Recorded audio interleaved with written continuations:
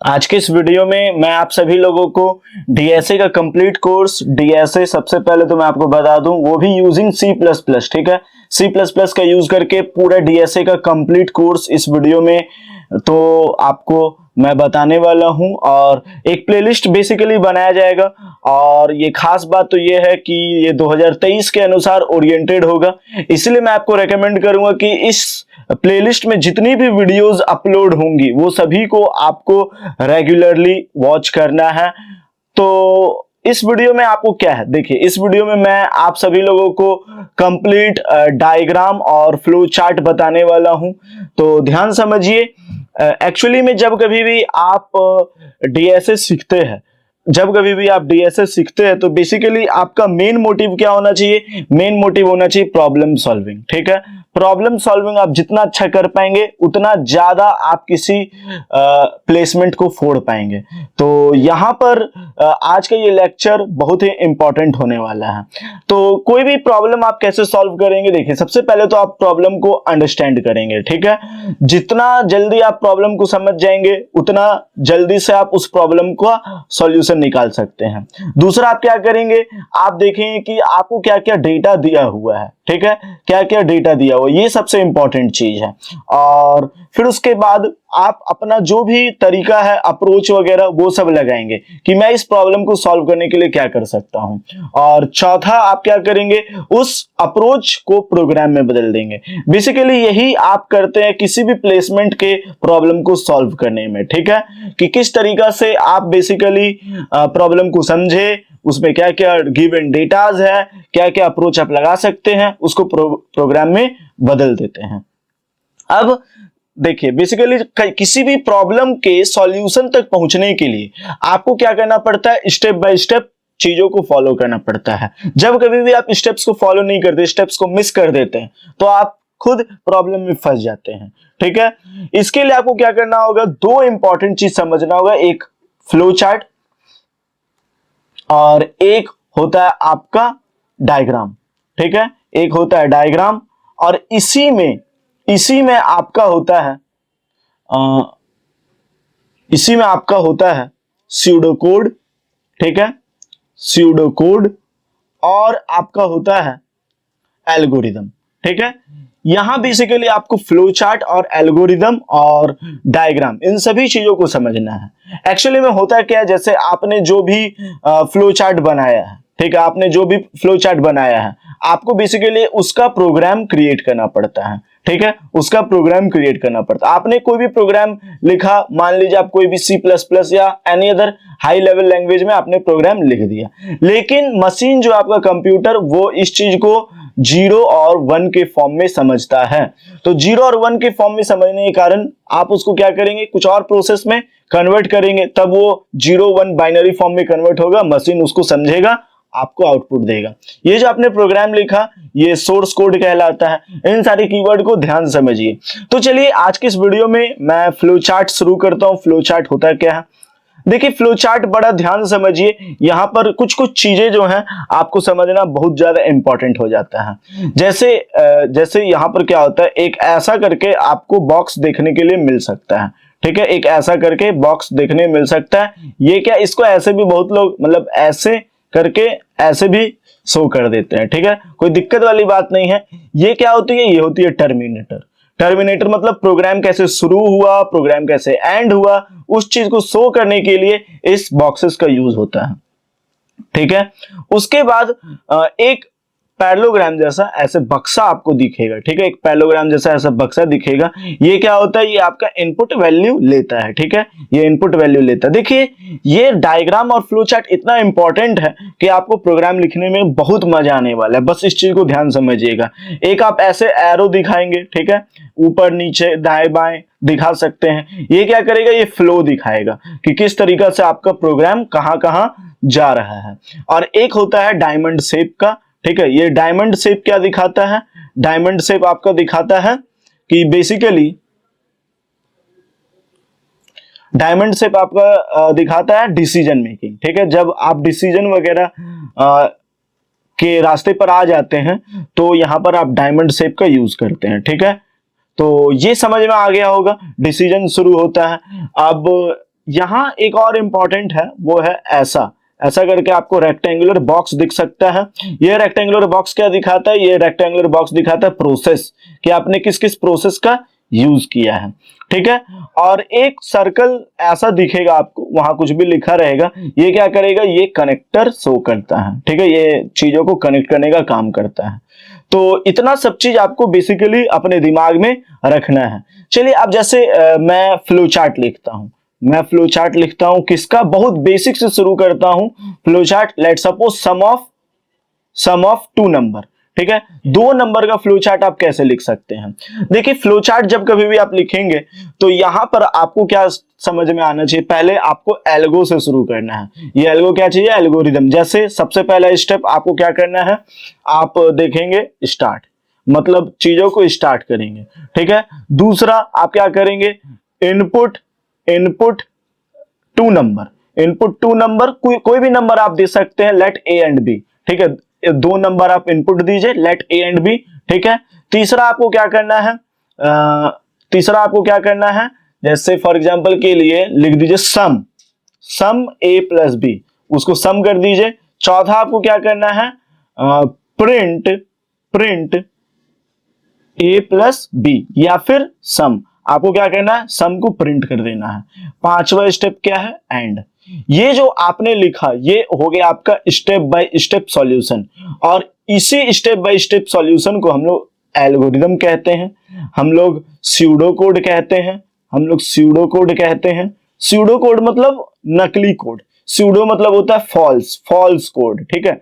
आप ऐसा नहीं कि इस चीज को लिख दीजिएगा सी प्लस प्लस में या फिर जावा में तो ये जो एल्गोरिदम है वो वर्क कर जाएगा, ऐसा नहीं है, ठीक है। एक्चुअली में ये लिखा क्यों जाता है? ये लिखा जाता है कॉम्प्लेक्सिटी को कम करने के लिए। मान लीजिए आप चाय बना रहे, तो चाय आप कैसे बनाएंगे? सीधा आप दूध ले लेंगे, वाटर ले लेंगे और टी लीव्स ले लेंगे और जो भी आपका पैन वगैरह है वो ले लेंगे, वो सबको एक बार में मिला करके एक बार में मशीन के सब पका देंगे तो आपका चाय बन जाएगा। ऐसा क्या? आप स्टेप बाय स्टेप करेंगे। सबसे पहले गर्म पानी, मतलब जो भी रहेगा आपका वार्म वाटर, वो आप बर्नर पर चढ़ाएंगे, फिर उसका वेट करेंगे, ठीक है। वेट करने के बाद आप फिर उसमें जो भी एसेंशियल चीजें जैसे मिल्क वगैरह या फिर जो भी शुगर वगैरह, anything whatever you are going to pour into that, आप बेसिकली उन सारे चीजों का यूज करेंगे। तो ये स्टेप बाय स्टेप चीजों को करने से होता क्या है? ह्यूमन को समझ में आता है, ह्यूमन का टेंडेंसी ही होता है चीजों को स्टेप बाय स्टेप करने का। तो बेसिकली ये किसी भी चीजों की कॉम्प्लेक्सिटी घटा देता है। अब ये जो एल्गोरिदम है इसका यूज करके हम लोग एक फ्लो चार्ट बनाएंगे। फ्लो चार्ट कैसे बनेगा? सबसे पहले आपको लिखना है स्टार्ट, ठीक है। यानी हम लोगों ने स्टार्ट कर दिया। अब स्टार्ट करने के बाद चीजों को इनपुट में लेना है, तो इसको फ्लो चार्ट से दिखाइए, मतलब फ्लो एरो से दिखाइए। इनपुट कैसे लिया जाएगा? रीड ए एंड बी, ठीक है। आप चीजों को रीड कर लिए, ठीक है। अब रीड करने के बाद आपको क्या करना है? सम करना है।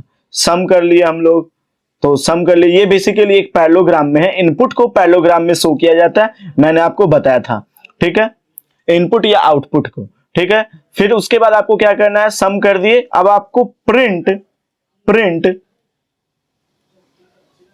ए प्लस बी, आपको उस चीज को प्रिंट कर देना है, ठीक है। आपने उसको प्रिंट कर दिया, ठीक है। प्रिंट करने के बाद अब आपको क्या करना है? उस प्रोग्राम को एंड कर देना है।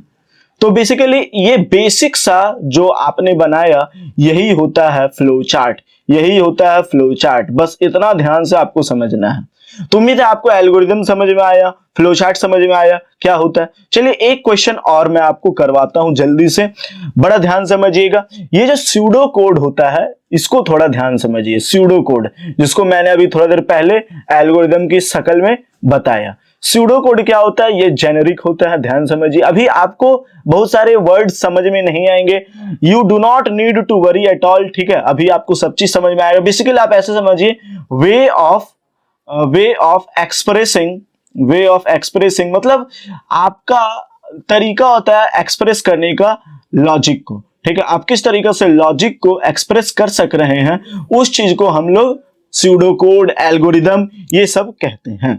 ठीक है, अब स्यूडो कोड बहुत लोग कहते हैं कि ये एक ही होता है, मतलब जो मैंने लिख दिया वही सही है। देखिए स्यूडो कोड जो होता है, एल्गोरिदम, वो अलग अलग हो सकता है। ठीक है, मतलब आप अलग तरीका से लिखिए, मैं अलग तरीका से लिखूं, ऐसा हो सकता है। जैसे फॉर एग्जांपल के लिए मान लीजिए आप चाय बनाने का, ठीक है, चाय बनाने का आपको लिखना है स्यूडो कोड, या कहे प्रोसेस, या कहे एल्गोरिदम। तो आप क्या करेंगे, आप कहेंगे कि देखिए सबसे पहले वो पानी को जो है वो गर्म करेंगे, ठीक है, वेट करेंगे, फिर उसके बाद उसमें दूध डालेंगे। ठीक है, पूरा मतलब पहले जैसे ब्लैक टी होता है वैसे बना देंगे आप, फिर उसमें पर्सन से पूछेंगे आपको कितना मिल्क चाहिए, आपको कितना उसमें शुगर चाहिए, या फिर एनी अदर थिंग्स। ठीक है, लेकिन मैं क्या करूंगा, मैं बोलूंगा मैं क्या करूंगा, सब एक बार में डाल दूंगा, यानी पहले मैं वाटर डाल दूंगा, फिर उसको थोड़ा गर्म होने दूंगा, फिर उसके बाद मैं उसमें मिल्क डाल दूंगा, फिर टी लीव्स डालूंगा, फिर उसके बाद मैं क्या करूंगा, उसको छान दूंगा। ठीक है, उसको छान दूंगा। ठीक है, छान दूंगा। ठीक है, ये समझ में आया। एक्चुअली में हो क्या रहा है, यदि मैं पहले दूध डालूं, ठीक है, पहले मैं दूध डालूं और फिर उसमें पानी मिलाऊं, तो मेरे ख्याल से चाय बनेगा ही फिर भी। तो इसमें आप स्टेप बाय स्टेप को आगे पीछे कर सकते हैं, या अपने तरीका से कर सकते हैं। ये एक अनदर तरीका हुआ, ये एक अनदर तरीका हुआ। तो आप चीजों को अलग अलग तरीका से भी कर सकते हैं, घबराने वाली कोई बात नहीं है, सब वैलिड होती है, सब स्यूडो कोड ही कहलाती है। ठीक है, इतना सब समझने के बाद अब मैं क्या करता हूं, थोड़ा फ्लो चार्ट में आपको आगे बढ़ाता हूं। जैसे मैं क्या करूंगा, एक बेसिक सा आपको फ्लो चार्ट दूंगा बनाने के लिए, वो है एवरेज फाइंड करने का, 2 नंबर का या 3 नंबर का, 3 नंबर का एवरेज फाइंड करने का आपको फ्लो चार्ट बताने वाला हूं। देखिए सबसे पहले तो आपको क्या करना है, एल्गोरिदम लिखना है। एल्गोरिदम में क्या करना है भाई, स्टार्ट करना है चीजों को। ठीक है, स्टार्ट करने के बाद आपको क्या करना है, इनपुट 3 नंबर, इनपुट 3 नंबर एक्स वाई एंड जेड, 3 नंबर आपको इनपुट में लेना है। मतलब तीसरा आपको क्या करना है, सम ऑफ 3 नंबर, सम ऑफ 3 नंबर X plus Y plus Z, ये तीनों नंबर का सम आपको क्या करना है, बेसिकली प्रिंट करना है, print the sum of X plus Y plus Z. चौथा क्या करना है, प्रिंट एक्स प्लस वाई। आपको तो मालूम है एवरेज क्या होता है, मतलब तीनों को जोड़ करके 3 से डिवाइड, या फिर जितना भी नंबर आपने चूज किया वो नंबर के नंबर से डिवाइड करना है। पांचवा प्रिंट एवरेज, ठीक है, आपको एवरेज प्रिंट करवाना है। और छठा क्या करना है, एंड। ठीक है, बस ये प्रोसीजर को आपको फॉलो करना है। तो चलिए मैं क्या करता हूं, स्टार्ट करता हूं, स्टार्ट। ठीक है, स्टार्ट मैं कर दिया, इसको एरो में दे दिया, फ्लो को दर्शा रहा है। अब इनपुट कैसे देना है, ऐसे करके मैंने आपको बताया, input A X Y and Z, ये 3 नंबर हम लोगों ने ले लिया। अब आपको क्या करना है, इसको भी प्रिंट मारना है। तो ये 3 नंबर इनपुट में लिया हम लोगों ने। अब प्रिंट द सम ऑफ, तो यहां लिख दीजिएगा, मैं बेसिकली शॉर्टकट में लिख रहा हूं। ठीक है, X plus Y plus Z. अब आपको क्या करना है, इसको जब आप 3 से डिवाइड करेंगे, ठीक है, तो उसको भी प्रिंट मारना है बेसिकली। ठीक है, वो प्रिंट आपने कर दिया। अब आपको क्या करना है, ये आपने किया, अब उसके बाद आपको लिखना प्रिंट एवरेज, यानी जो ये आया है यही तो एवरेज है, यही एवरेज है। अब आपको सिंपली एवरेज को प्रिंट मार देना है। ठीक है, प्रिंट मार देना है। तो ये जो हुआ, फिर उसके बाद आपको क्या करना है, प्रोग्राम को एंड कर देना है। तो ये बेसिकली हम लोगों का एक माइंड मैप होता है किसी भी प्रॉब्लम को सॉल्व करने के लिए। तो उम्मीद है आपको ये समझ में आ रहा होगा किस तरीका से डायग्राम और फ्लो चार्ट वर्क करता है। अब यहां मैं क्या करता हूं, फ्लो चार्ट को थोड़ा और आगे बढ़ाता हूं। ठीक है, फ्लो चार्ट को आगे कैसे बढ़ा सकते हैं, अलग अलग क्वेश्चन लेकर के। देखिए सिंपली आपको क्या करना है,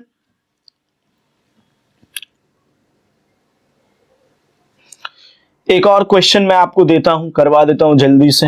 जैसे कौन सा क्वेश्चन, कोई भी क्वेश्चन, जैसे एक नॉर्मल सा क्वेश्चन एसआई का यानी सिंपल इंटरेस्ट का आपको क्या करूंगा, मैं एक फ्लो चार्ट बनाने के लिए दूंगा। तो इसके लिए मैं तो आपको यही कहूंगा, सबसे पहले एल्गोरिदम लिख दीजिए। एल्गोरिदम में क्या होगा, सबसे पहले तो स्टार्ट, सिस्टम को बताना होगा कि आपने फ्लो चार्ट स्टार्ट कर दिया है, यहां से आपका फ्लो चार्ट अब स्टार्ट होने वाला है, ठीक है। उसके बाद जो भी आप इनपुट देना चाहते हो सिस्टम को, इनपुट में क्या रहेगा भाई, आपको प्रिंसिपल देना होगा, रेट देना होगा, टाइम देना होगा, ठीक है। उसके बाद इनपुट देने के बाद आपको क्या करना होगा, print SI is equal to P into R into T by 100, ठीक है।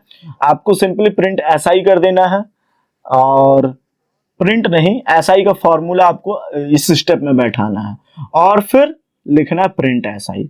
बस ये प्रोसेस का यूज करके आपको एल्गोरिदम लिखना। अब इसको डायग्राम में कैसे चेंज कर सकते हैं, फ्लो चार्ट में कैसे चेंज कर सकते हैं, सबसे पहले तो आप लिखिए स्टार्ट लिख दिए। अब इनपुट देने के लिए मैंने आपको कहा, हम लोग रेक्टेंगुलर फिगर का यूज करते हैं, input P R and T, ठीक है। पी और आर और टी को हम लोगों ने इनपुट करवा दिया। अब उसके बाद क्या करना है, उसके बाद लिखना है एसआई। ये प्रोसेस को दर्शा रहा है, प्रोसेस को दर्शाने के लिए मैंने आपको बताया था कैसे करना है, एक रेक्टेंगुलर बॉक्स से करना है, P into R into T by 100 rectangular box, ठीक है। अब उसके बाद आपको क्या करना है, प्रिंट एसआई को प्रिंट कर देना है, ठीक है। एसआई को प्रिंट कर देना है। प्रिंट करने के लिए सिंपली आप इस पैरेललोग्राम बॉक्स का यूज कर सकते हैं। प्रिंट कर दिए, प्रिंट करने के बाद प्रोग्राम को एंड कर दीजिए, ठीक है। प्रोग्राम को एंड कर दीजिए, ये जो यहां एक एंड लगेगा, तो इतना करके आप क्या कर सकते हैं, ये रहा आपका एल्गोरिदम, ये रहा आपका फ्लो चार्ट।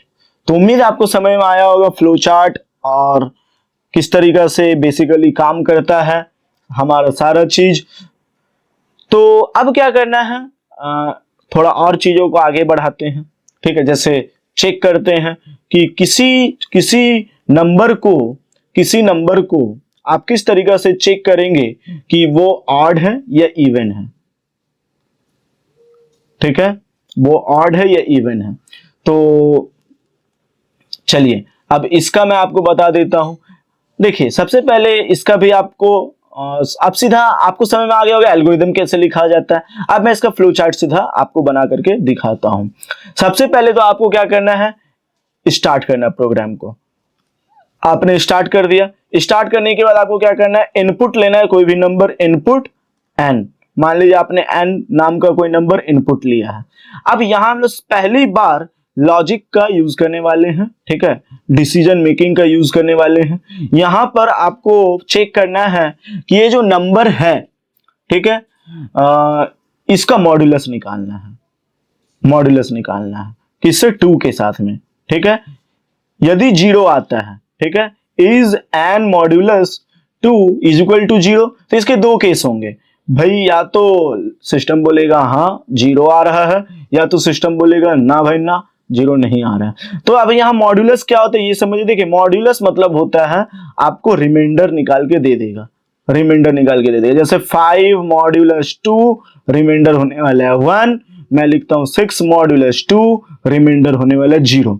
तो बेसिकली ये मॉड्यूलस का कॉन्सेप्ट होता है। यहां क्यों यूज हो रहा है, देखिए ऑड नंबर या इवन नंबर को पहचानने का मॉड्यूलस में बहुत अच्छा तरीका है। मॉड्यूलस आप बहुत आसानी से निकाल सकते हैं। जैसे 5 मॉड्यूलस 2 आ रहा है, रिमाइंडर भाई बच रहा है, तो ये जाहिर बात है ऑड है।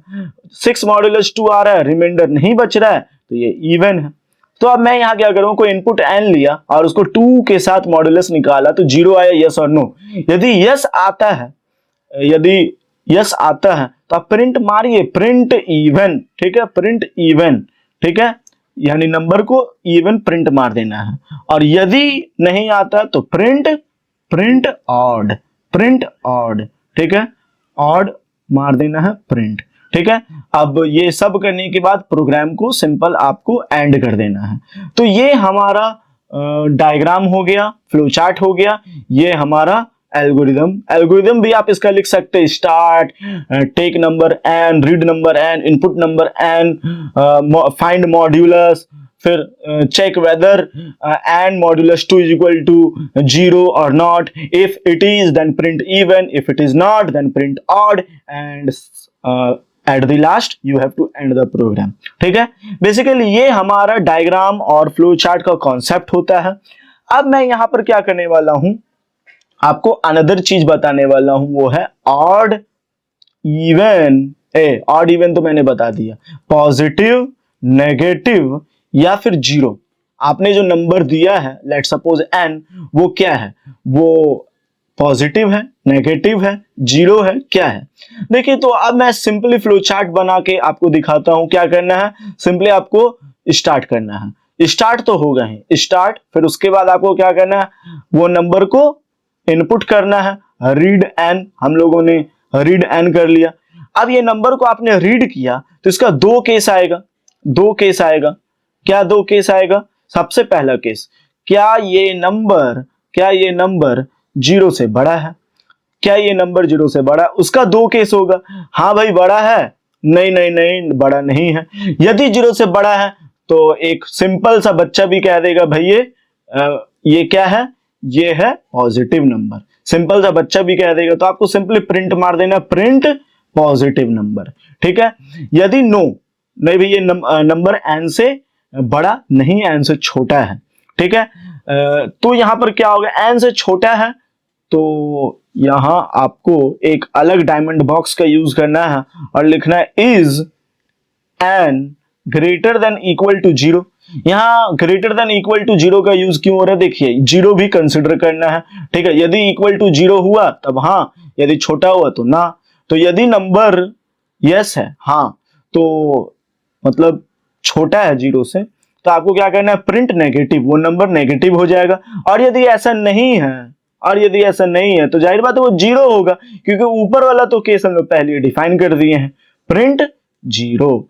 तो इस तरीका का हमारा माइंड मैप होता है किसी भी प्रॉब्लम को सॉल्व करने का, किसी भी चीजों को आसान करने का। ठीक है, अब यहां मैं आपको थोड़ा और डायग्राम एंड फ्लो चार्ट में लेकर के आगे जाना चाहता हूं। अब मैं आपको बताने वाला हूं लूप के बारे में। ठीक है, लूप, ये लूप किस चिड़िया का नाम है, ध्यान समझिए। लूप मतलब होता है एक ही कंडीशन को चेकिंग, एक ही कंडीशन को मतलब बार बार चेक करना, चेकिंग वन कंडीशन, एक ही कंडीशन को मैनी टाइम्स। ठीक है, बहुत बार चेक करना, उसी चीज को लूप कहते हैं। जैसे फॉर एग्जांपल के लिए मैं आपको लूप बता देता हूं, जैसे एक मैं डायग्राम बनाता हूं, मैं स्टार्ट किया और उस नंबर को मैं रीड किया, इनपुट एन, उस नंबर को मैंने रीड कर लिया। इनपुट करने के बाद मान लीजिए वो नंबर 1 है, let number is equal to 1, वो नंबर क्या है, 1 है। ठीक है, ये कोई इनपुट नहीं है, मैंने माना है, इसीलिए इसको रेक्टेंगुलर बॉक्स में मैंने रखा है। अब इसका डिसीजन मेकिंग कैसे होगा, क्या ये नंबर जो आपने वो नंबर लिया है, क्या आपने नंबर जो नंबर लिया है उससे छोटा है। तो यहां लिखिए is number less than N. ठीक है, तो इसके दो कंडीशन हो सकते हैं, ना नहीं, ऐसा नहीं, और इसके एक और कंडीशन हो सकते हैं, हाँ ऐसा है। तो आपको क्या करना है, यदि नंबर n से छोटा है, ठीक है, n से छोटा है, तो आपको नंबर सिंपली प्रिंट कर देना है, आपको नंबर सिंपली प्रिंट मार देना, प्रिंट नंबर। ठीक है, और कैसे ये नंबर को प्रिंट मारना है, वो नंबर को 1 से इंक्रीमेंट करवा करके, और यदि नहीं तो सिंपली आपको उस सिस्टम को क्या करना है, एंड कर देना है। ये यदि समझ में नहीं है तो यहां ध्यान समझिए, जैसे मैं यहां एक नंबर लिया हूं 5, ठीक है, अब मुझे क्या करना है, इस 5 तक पूरा 1 2 3 4 5 तक मुझे प्रिंट करना है। तो मैं 1 से शुरू किया, 1, तो ये चेक करेगा क्या ये नंबर 5 से छोटा है, तो जाहिर बात है हाँ, ये 1 जो है वो 5 से छोटा है। यदि 5 से छोटा है तब उस शुरू में सम 0 होगा, फिर उसमें 1 ऐड होगा, तो ये हो जाएगा 1। ठीक है, ये प्रिंट हो गया 1। और यदि नहीं, मतलब ये जो गिवन नंबर है वो 5 के बराबर है या 5 से बड़ा है, तो सिंपल एंड हो जाएगा। क्यों? क्योंकि नंबर को तो 5 तक ही प्रिंट मारना था। ठीक है, तो ये पहला नंबर 1 प्रिंट हो गया। अब ये 1 वापस गया यहां, अब वापस से ये नंबर 1 चेक हुआ, क्या ये नंबर 5 से छोटा है? तो ये जवाब आया हाँ 5 से छोटा है। तो वापस उस नंबर में एक और प्रिंट हो जाएगा, यानी अब हो जाएगा 1, क्योंकि पहले से 1 था और एक तो बढ़ना ही है, अब वो हो गया 2। तो अब ये नंबर प्रिंट 2 हो जाएगा। ठीक है, और यदि 5 से बड़ा या 5 के बराबर होता तो वो प्रोग्राम वहीं रुक जाता। तो अब यहाँ 2 प्रिंट हो गया है। अब ये वापस नंबर 2 पर जाएगा, 2 पर गया तो वापस चेक हो, क्या ये नंबर 5 से छोटा है? तो जवाब है हाँ। तो वापस क्या होगा, 2 + 1 = 3 हो जाएगा। ठीक है, प्रिंट हो जाएगा 3, और यदि नहीं होता तो ये वहीं पर रुक जाता, एंड हो जाता प्रोग्राम। ऐसे करते करते ये 4 तक जाता या 5 तक जाता, यदि आपने इक्वल टू यहां पर चेक किया है तो, और यदि नहीं तो वो प्रोग्राम वहीं पर रुक जाएगा। तो आप देख सकते हैं एक ही कंडीशन बहुत बार चेक हो रहे हैं, बहुत बार समझे जा रहे हैं। यहां पर इस चीज को लूपिंग कहा जाता है, इन सारी चीजों को लूप कहा जाता है। तो उम्मीद है आपको ये लूप का कॉन्सेप्ट समझ में आया होगा। ठीक है, और भी बहुत सारे डायग्राम एंड फ्लो चार्ट मैं आपके लिए लेकर के आया हूं। जैसे यहां पर मैं आपको एक बढ़िया डायग्राम एंड फ्लो चार्ट करवाने वाला हूं, एक बढ़िया, ध्यान समझिएगा, बहुत इंपॉर्टेंट होने वाला है ये। यहां पर क्या है कि 3 नंबर है। ठीक है, 3 नंबर आपको दूंगा, 3 नंबर, और इसमें आपको पता करना है कि ये तीनों नंबर में, ठीक है, सबसे लार्जेस्ट कौन है। ठीक है, ये तीनों नंबर में सबसे लार्जेस्ट कौन है। तो बड़ा ध्यान समझिए, सबसे पहले आपको क्या करना है, एल्गोरिदम लिखना है। एल्गोरिदम लिखने के लिए क्या करना है, सबसे पहले सिस्टम को स्टार्ट कीजिए, यहां से आपको बड़ा ध्यान समझना है। उसके बाद दूसरा, आप 3 नंबर लीजिए इनपुट, मान लीजिए आपने ए लिया, बी लिया, सी लिया, 3 नंबर लिया। अब यहां पर आपको क्या करना है, ये ए, बी और सी में कंपैरिजन करना है, तभी आपको पता चलेगा कि कौन ये तीनों नंबर में बड़ा है। वो ए हो सकता है, वो बी हो सकता है, वो सी हो सकता है। मान लीजिए if A is greater than B, ठीक है, और ए ही बड़ा है सी से, तो सिंपली आप क्या कह सकते हैं, प्रिंट देन प्रिंट, मैं उतना नहीं लिख रहा हूं, ए इज ग्रेटर। ठीक है, मतलब समझ में आया। बड़ा सिंपल सा लॉजिक मैंने यूज किया है। क्या यूज किया है, 3 नंबर इनपुट करा है, ए बी सी। ए यदि बी से बड़ा है, ए यदि सी से बड़ा है, तो जाहिर बात है ए बड़ा है, जाहिर बात है ए बड़ा है। अब आपको इसी तरीके से बी के साथ चेक करना है, if B is greater than A, if B is greater than A and B is greater than C. ठीक है, बी सी से भी बड़ा है। ठीक है, और तो आपको क्या कहना है, प्रिंट बी इज ग्रेटर। ठीक है, बी बड़ा है, आपको सिंपली ये प्रिंट मारना है।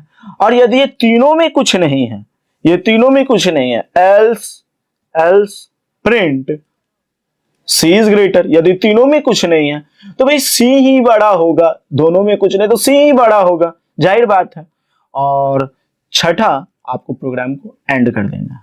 तो बहुत सिंपल सा एल्गोरिदम है। सबसे पहले स्टार्ट कीजिए, इसका तो कोई मायने ही नहीं बनता। 3 नंबर लीजिए, कोई भी नंबर लीजिए, यदि वो ए बी से बड़ा है, ए सी से भी बड़ा है, और बचा क्या, तो ए ही सबसे बड़ा है। यदि बी ए से बड़ा है, बी यदि सी से बड़ा है, तो अरे भाई बी ही बड़ा है, नहीं तो सी बड़ा है, और क्या, दोनों केस नहीं है तो सी बड़ा होगा। तो आप इसको कैसे बना सकते हैं इस चीज का, देखिए एक नया पेज मैं ले लेता हूं, यहां पर आपको बताता हूं। सबसे पहले स्टार्ट, ठीक है, बड़ा ध्यान समझिएगा। ये यदि आप फ्लो चार्ट समझ जाते हैं तो फिर आपको कोई और फ्लो चार्ट की जरूरत नहीं पड़ेगी, मैं इतना आपको बता रहा हूं। ठीक है, उसके बाद नंबर को आपको इनपुट कराना है, इनपुट ए बी एंड सी। इसको कैसे लिखना है, इसको लिखना है रेक्टेंगुलर बॉक्स, रेक्टेंगुलर नहीं, पैरेललोग्राम वाले बॉक्स में। ठीक है, उसके बाद क्या करना है, 2 कंडीशन लेना है, 2 कंडीशन लेना है। क्या कंडीशन लेना है भाई, ए बी से बड़ा है, और एक कंडीशन कौन सा होगा, बी जो है वो सी से बड़ा है, यही 2 कंडीशन होगा। तो यदि ए बी से बड़ा है और यदि ए बी से छोटा है तो इसके 2 कंडीशन होंगे भाई। हाँ ऐसा है, नहीं, ऐसा नहीं है। ये दो कंडीशन होंगे। मान लीजिए यदि ए बी से बड़ा है तो आप चेक कीजिए, वापस से आपको डिसीजन लेना होगा, वापस से डिसीजन लेना होगा। क्या डिसीजन लेना होगा कि क्या ए सी से भी छोटा है, क्या ए सी से भी छोटा है। इसके भी दो डिसीजन होंगे, हाँ है, सी से छोटा है। इसके एक और डिसीजन होंगे, नहीं नहीं ऐसा नहीं है, ए तो सी से छोटा नहीं है। अब सिंपली मान लीजिए ए बी से बड़ा है, यस, ए सी से बड़ा है, यस। तो भाई जब ए सबसे बड़ा है तो आप प्रिंट मारिए ना, प्रिंट ए को प्रिंट मारिए। और क्या करना है आपको, रेक्टेंगुलर बॉक्स में, पैरेललोग्राम बॉक्स में लिखिए, ठीक है। कब, यस के कंडीशन में। यदि नो आ गया, यदि नो आ गया तो क्या करेंगे, बड़ा बड़ा ध्यान समझिए, पहले ये चेक कीजिए ए बी से बड़ा यदि नहीं हुआ तो क्या करेंगे। तो जाहिर बात है दूसरा कंडीशन की ओर जाएंगे। क्या कंडीशन रहेगा, कंडीशन ये होने वाला है, चेक कीजिए, if B is greater than C, ये चेक कीजिए, ठीक है। इसका भी दो कंडीशन होगा, भाई नो, नहीं ऐसा नहीं है। सबसे पहले तो 3 नंबर लिए एक बार ध्यान समझिए, ए बी सी। अब मैंने वहां पर जो एल्गोरिथम लिखा है उसको फ्लो चार्ट में बदलने की कोशिश कर रहा हूं। यदि ए बी से बड़ा है तो इसका दो कंडीशन है, हाँ है, नहीं नहीं है। तो यदि ए बी से बड़ा है तो सिंपली क्या करना होगा, ए सी से भी बड़ा होगा। यदि हाँ तो भाई ए सबसे बड़ा है। दूसरा कंडीशन क्या होगा, नहीं ए बी से बड़ा नहीं है, तो आपको तुरंत दूसरा कंडीशन में जाना है, बी से कंपैरिजन करना है, क्या बी सी से बड़ा है। तो इसका भी दो कंडीशन होगा, नहीं और हाँ।